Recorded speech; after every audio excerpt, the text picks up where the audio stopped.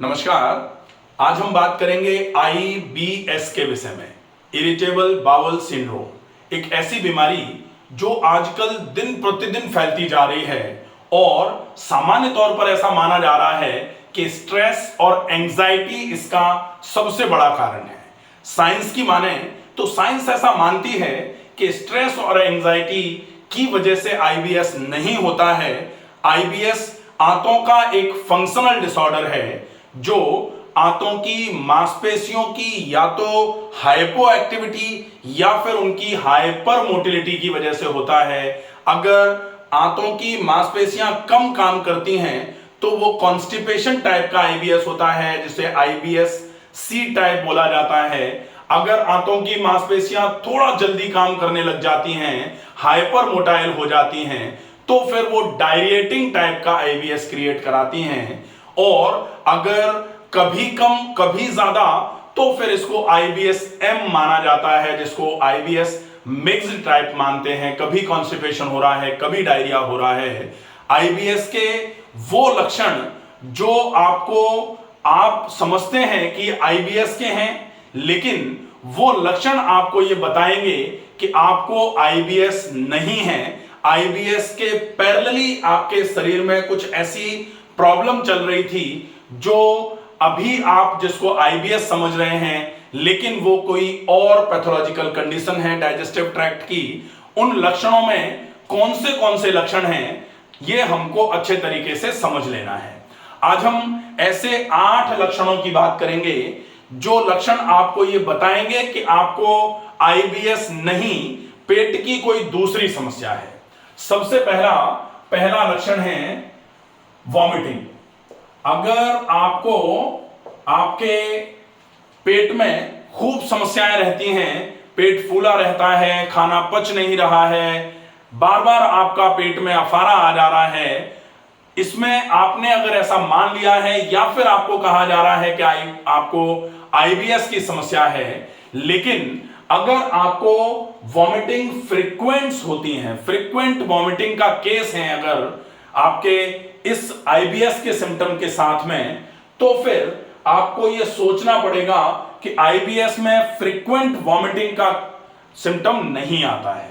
अगर frequent vomiting हो रही है तो डेफिनेटली ये स्टमक की या डाइजेस्टिव ट्रैक्ट की कोई और ही समस्या है, जिसको रूल आउट हमें करना पड़ेगा। अब दूसरा जो सिम्टम होता है वो होता है ब्लड इन स्टूल्स। अगर कभी कभी आपके स्टूल्स के साथ में ब्लड आ रहा है तो फिर आप ये बिल्कुल कंफर्म मान लीजिए कि ये IBS नहीं है, ये IBD में अल्सरेटिव कोलाइटिस या फिर क्रॉन्स के बाकी के जो टाइप्स होते हैं वो कुछ हो सकते हैं, लेकिन IBS के केस में आपके ब्लड नहीं आएगा स्टूल्स के साथ में। ठीक है, तो ये 2 सिम्टम्स जो क्लियर है बिल्कुल कि आपको वॉमिटिंग, कभी कभार अगर वॉमिटिंग हो जा रही है वो एक अलग बात है, लेकिन अगर फ्रीक्वेंट वॉमिटिंग आपको हो रही है तो डेफिनेटली IBS नहीं, कोई और पैथोलॉजी है, उसको हमें रूल आउट कराना पड़ेगा। अगर ब्लड आ रहा है स्टूल्स के साथ में तो भी आपको IBS नहीं, कोई और समस्या है। इसके लिए अपने को डिफरेंशियल डायग्नोसिस करानी पड़ेगी। डिफरेंशियल डायग्नोसिस में आपको IBS के सिम्टम्स आ रहे थे और आपके अगर स्टूल्स में ब्लड आ रहा है तो डिफरेंशियल डायग्नोसिस के लिए आपको क्या करना पड़ेगा, आप चाहें तो आप स्टूल कल्चर करा सकते हैं, या फर्स्ट लाइन ऑफ डायग्नोसिस जो होता है उसमें आप सिग्मोइडोस्कोपी या कोलोनोस्कोपी के लिए, जिसको लोअर GI एंडोस्कोपी कहा जाता है, उसके लिए जा सकते हैं। ठीक है, अब तीसरा जो है वो सिम्टम होता है फीवर। अगर आपको फीवर आ रहा है या फिर कभी कभी आपको ऐसा लगता है कि आपके पेट के भारीपन के साथ में आपको बुखार की समस्या भी लग रही है, अगर ये फ्रीक्वेंटली आपको महसूस हो रहा है तो डेफिनेटली आपको कोई अंडरलाइन कॉज के लिए विचार करना चाहिए। आपको IBS नहीं है, क्योंकि IBS के सिम्टम्स में फीवर कभी कोई ऐसा सिम्टम नहीं होता है।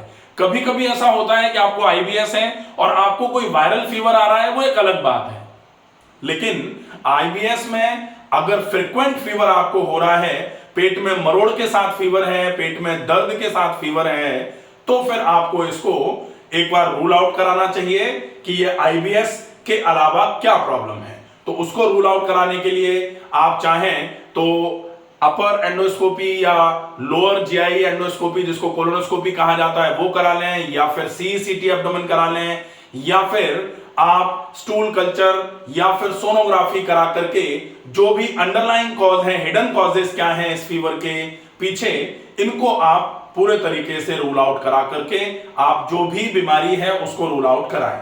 फीवर अगर आ रहा है तो डेफिनेटली आईबीएस का सिम्टम ये नहीं है। अगर आपके पेट में दर्द मरोड़ के साथ में फ्रीक्वेंट फीवर आ रहा है तो। अब हम आगे बढ़ते हैं। खाने के तुरंत बाद अगर पेट फूल रहा है, अगर खाना खाया और खाने के तुरंत बाद ही पेट फूल रहा है, तो डेफिनेटली ये आईबीएस नहीं होगा, क्योंकि आईबीएस में खाना जब तक बावल में नहीं जाएगा, इंटेस्टाइन में नहीं जाएगा, तब तक वो अगर पेट को फुला रहा है तो डेफिनेटली ये आईबीएस नहीं है। खाना जैसे ही आहार नाल से होते हुए स्टमक में आया और स्टमक में आते ही पेट अगर फूल गया, तो फिर ये मान लीजिए ये डेफिनेटली गैस्ट्राइटिस है या फिर गैस्ट्रोड्यूओडेनाइटिस है, इसको आईबीएस नहीं माना जा सकता। तो ये एक क्लियर कट सिम्टम होगा जो आपको ये बताएगा कि आईबीएस है या नहीं है। खाने के तुरंत बाद अगर पेट फूल रहा है तो डेफिनेटली ये आईबीएस नहीं है। अब पेट में दर्द जो है वो अगर डाइजेशन से रिलेटेड है, जैसे आपने आज खाना नहीं खाया, या फिर आपने आज ज्यादा खाना खा लिया, या फिर आज आपने कुछ भारी खा लिया है और उसके बाद अगर पेट में दर्द हो रहा है, तो डेफिनेटली ये पेट का दर्द जो है ये आईबीएस से कोइंसाइड नहीं करेगा। आईबीएस का लक्षण ये नहीं होता है। इसका मतलब है कोई और डाइजेस्टिव डिसऑर्डर है, आपको उस डाइजेस्टिव डिसऑर्डर को रूल आउट कराने की आवश्यकता है। इसके बाद अब हम देखते हैं ग्लूटेन इंटॉलरेंस के लिए। अगर आपने गेहूं खाया और गेहूं खाने के बाद आपको पेट में दर्द या मरोड़ हो रही है, तो डेफिनेटली इसको सीलेक डिसीज या सीलेक स्प्रू बोला जाता है। ग्लूटेन इंटॉलरेंस का केस होता है, इसको भी आईबीएस नहीं माना जाएगा। अगर आप कभी देखते हैं कि आपने गेहूं से बना हुआ कुछ खा लिया, उसके बाद आपके पेट में दर्द आ रहा है और हम आईबीएस मान करके कि हमको आईबीएस हो गया है और चिंता में बिल्कुल भूले जा रहे हैं, खाना नहीं खा रहे हैं, तो डेफिनेटली ये हमारे लिए एक सिम्टम होगा जो हमको ये बताएगा कि अगर गेहूं के उपयोग के बाद में अगर आपके पेट में दर्द मरोड़ या फिर आपको डाइजेस्टिव ट्रबल बढ़ रही है, डेफिनेटली इस समस्या को ग्लूटेन इंटॉलरेंस बोला जाता है। ये आईबीएस की समस्या नहीं होगी। ठीक है। अब 7वें नंबर पर हम देखेंगे, वो होता है वेट लॉस। एकदम से, जैसे सामान्य तौर पर ये सब लोग कह रहे हैं कि आईबीएस में एकदम से वेट लॉस होता है, आईबीएस हुआ है एकदम वजन कम हो जाएगा। तो सामान्य तौर पर साइंस ऐसा मानती है कि आईबीएस की वजह से वेट लॉस नहीं होता है। हाँ, ये जरूर है कि थोड़ा बहुत वेट, क्योंकि अगर आईबीएस डी है तो जो आप खाना खा रहे हैं वो प्रॉपर तरीके से डाइजेस्ट नहीं हो रहा है, वो डायरिएटिंग नेचर में पूरे के न्यूट्रिएंट्स जो आपने अभी लिए हैं वो निकल जा रहे हैं। उसकी वजह से आपको जो थोड़ा बहुत वेट लॉस है वो तो होगा, लेकिन अगर आपका रिमार्केबली वेट लॉस हुआ है तो डेफिनेटली आपको आईबीडी के लिए या फिर इरोजिव गैस्ट्राइटिस या फिर गैस्ट्राइटिस के बाकी जो टाइप्स होते हैं उनको रूल आउट कराने की आवश्यकता है, क्योंकि एकदम से सडन बहुत रिमार्केबली वेट लॉस आईबीएस में नहीं होता है। ठीक है। इसके बाद होता है एक्सट्रीम फटिग। ये तो हो गया वेट लॉस। अब एक्सट्रीम फटिग की कंडीशन अगर आपको आ रही है, फटिग मतलब एकदम से आपको तेज थकान लग रही है, डीप फटिग की कंडीशन अगर आप महसूस कर रहे हैं, तो डेफिनेटली ये भी आईबीएस का सिम्टम नहीं है। आईबीएस के अलावा हमको कोई और चीज रूल आउट करने की आवश्यकता है जिसकी वजह से ये डीप फटिग का सिंड्रोम आपके शरीर में महसूस हो रहा है। अब हम ये जो सिम्टम्स हैं, इन सिम्टम्स को अच्छे तरीके से समझ लें। अगर हम ऐसा मान रहे हैं कि हमको आईबीएस है और ये सिम्टम्स अगर आपके शरीर में उपस्थित हैं, आपके शरीर में आपको महसूस होते हैं, तो डेफिनेटली आप बाकी चीजों के लिए रूल आउट कराइए, ताकि ये चीजें समझ में आ पाए कि आपको डाइजेशन से रिलेटेड किस टाइप की समस्या है, कौन सी समस्या है, और अकॉर्डिंगली उसको ट्रीट करने का प्लान करिए।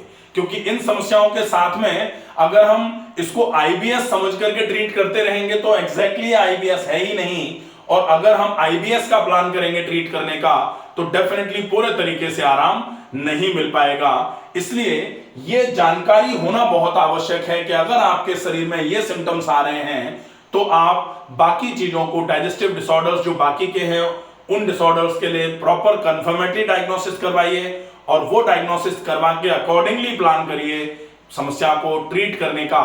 तब आपकी जो समस्या है वो पूरे तरीके से ठीक हो पाएगी। आशा है ये वीडियो आपको समझ में आएगा। ज्यादा से ज्यादा लोगों तक इस वीडियो को पहुंचाएं। स्वस्थ रहिए, सुरक्षित रहिए। धन्यवाद।